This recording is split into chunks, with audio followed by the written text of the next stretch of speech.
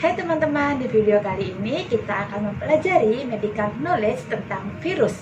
Adapun tujuan pembelajaran kita kali ini adalah teman-teman diharapkan mampu menjelaskan kembali tentang 1. Pengertian dari virus. 2. Ciri-ciri dari virus. 3. Struktur dari virus.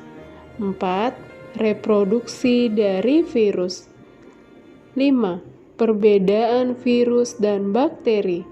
6. Cara meningkatkan imunitas.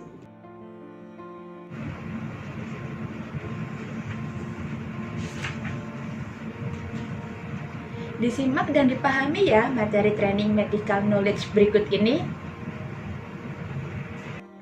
Yang pertama, pengertian dari virus.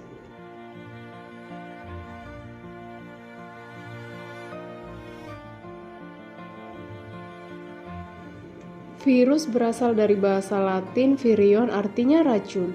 Merupakan partikel biologis, bukan dikategorikan sebagai makhluk hidup. Namun, virus memiliki perilaku seperti makhluk hidup, misalnya berkembang biak.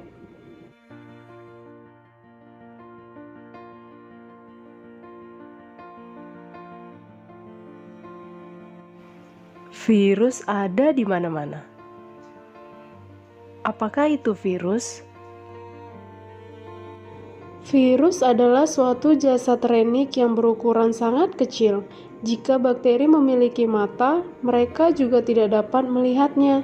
Secara umum, virus merupakan partikel tersusun atas elemen genetik atau genom yang mengandung salah satu asam nukleat, yaitu asam deoksiribonukleat atau DNA, atau asam ribonukleat atau RNA, yang dapat berada dalam dua kondisi yang berbeda. Sel adalah unit terkecil yang menghasilkan protein untuk mereplikasi DNA. Virus juga mampu menginfeksi sel sehat dan mengubahnya menjadi virus.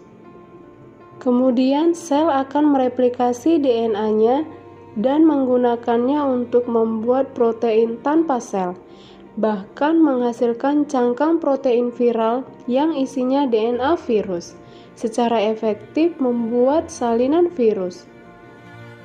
Partikelnya secara utuh disebut virion, yang terdiri dari kapsid yang terbungkus oleh glikoprotein atau membran lipid.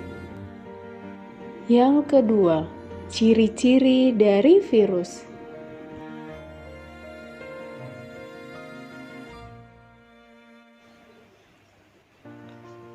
Berukuran 28-200 nanometer, berbentuk T, batang, bola, jarum, dan lain-lain.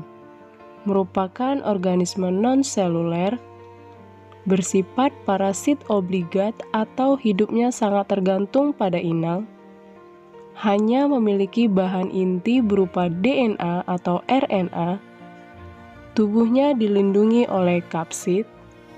Kapsid tersusun dari unit protein yang disebut kapsomer, dapat dikristalkan, dapat memperbanyak diri atau berproliferasi pada sel atau jaringan tertentu.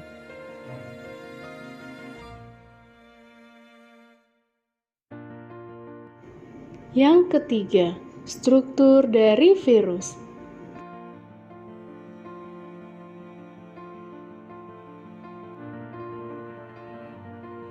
Virus yang digunakan adalah bakteriofag T4 yang terdiri dari kapsid, DNA, leher, selubung ekor, papan dasar, serabut ekor, dan jarum penusuk. Yang keempat, reproduksi dari virus.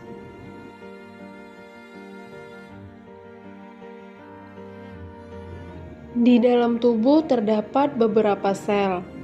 Sel memiliki peran penting dalam kelangsungan hidup. Setiap sel dalam tubuh dapat membuat protein secara konstan. Setiap aktivitas sel akan diarahkan oleh DNA. Ribosom terdapat di dalam sel dan bertugas untuk membuat protein. Virus memiliki kode genetik tersendiri, tetapi virus tidak memiliki mesin pembuat protein untuk menyalin DNA-nya sendiri. Jadi, virus membutuhkan sel untuk bereproduksi sendiri. Virus harus menginfeksi sel inang untuk mengakses mesin pembuat protein. Virus memasuki sel inang dan mengambil alih aktivitas inang untuk proses reproduksi. Virus melepaskan DNA-nya sendiri ke dalam sel tanpa dicurigai oleh mesin pembuat protein. Sel tidak lagi mengenal DNA dalam tubuh. Fungsi sel sekarang melayani virus yang memproduksi ribuan partikel virus baru.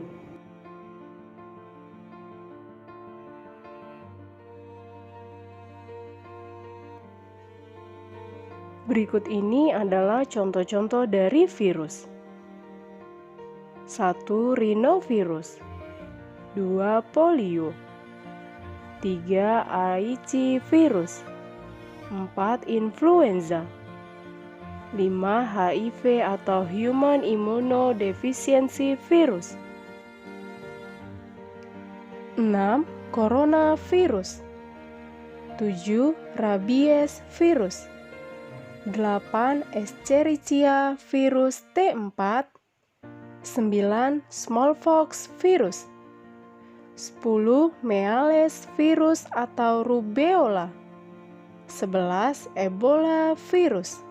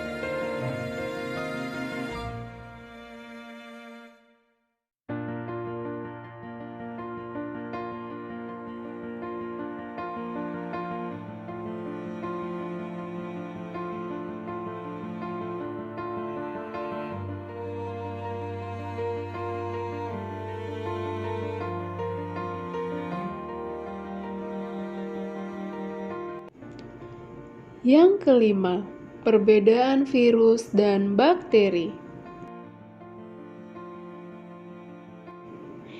Ini adalah bakteri dan itu adalah virus. Ini juga bakteri dan itu juga virus. Perbedaan virus dan bakteri sebenarnya cukup sederhana. Bakteri adalah organisme bersel tunggal dan mikro yang bereproduksi dengan cara pembelahan bentuk. Virus adalah agen kecil yang mereplikasi di dalam sel-sel hidup pada organisme lain, dengan menyerang dan menyebabkan mereka membuat salinan DNA virus dan RNA sampai menghancurkan sel inang serta melepaskan virus baru. Ada beberapa bakteri yang bermanfaat seperti Lactobacillus. Ada virus yang tidak bermanfaat, contohnya virus dalam makanan. Dan ada juga beberapa virus berguna dalam rekayasa genetik. Bakteri dapat diobati dengan antibiotik, sedangkan vaksin dan pengobatan lain dapat mencegah atau memperlambat penyebaran reproduksi virus, tetapi tidak dapat menghentikannya. Ribosom yang menghasilkan enzim dan protein ada dalam bakteri, tetapi tidak ada dalam virus. Bakteri adalah organisme hidup dengan ukuran 1000 nanometer. Virus berukuran 20-400 nanometer dan tidak dianggap sebagai organisme hidup. Berikut adalah lanjutan perbedaan virus dan bakteri.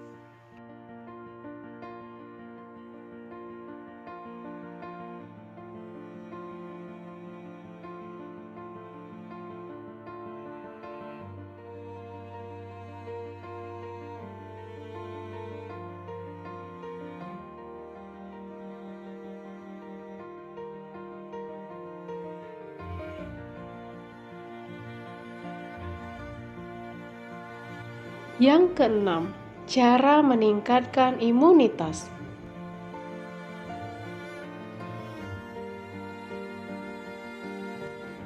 Tubuh manusia itu memiliki banyak kelenjar, dan salah satu kelenjarnya ada yang bertugas untuk meningkatkan antibodi dan imunitas tubuh. Nama kelenjarnya adalah kelenjar timus.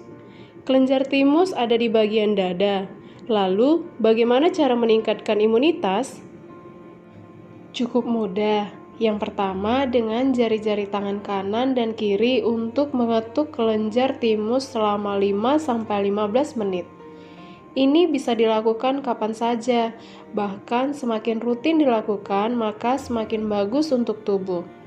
Ketika mengetuk kelenjar tersebut, yang terjadi adalah imunitas semakin meningkat, karena distimulasi dari jari-jari tangan tersebut. Dan apabila batuk pada saat mempraktekannya, berarti imunitas tubuh menurun. Tapi jangan khawatir, pada saat batuk, itu adalah proses detoks pada tubuh. Detoks adalah proses yang dilakukan secara alami oleh tubuh untuk membuang zat-zat yang tidak bermanfaat dan merugikan bagi tubuh. Jadi lanjutkan saja, karena imunitas tubuh akan naik dengan sendirinya.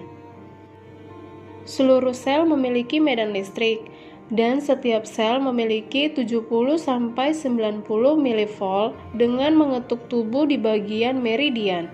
Maka tekanan listrik yang ada dalam tubuh lebih maksimal meningkat. Ketika bagian timus terstimulasi dengan ketukan, maka hormon akan aktif.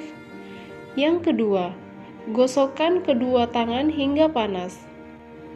Ketika telapak tangan sudah merasakan panas, maka gosokkan tangan pada dada tepat pada kelenjar timus.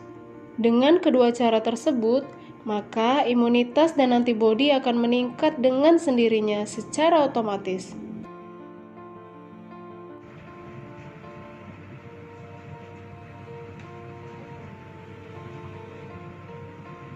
Demikian medical knowledge yang dapat kami sampaikan kepada teman-teman. Semoga dengan adanya materi ini dapat memudahkan kalian dalam mentraining karyawan owner ya. Jika teman-teman ada yang belum paham dan ingin bertanya seputar materi ini, dapat langsung komen ya. Jangan lupa subscribe dan like videonya. Terima kasih.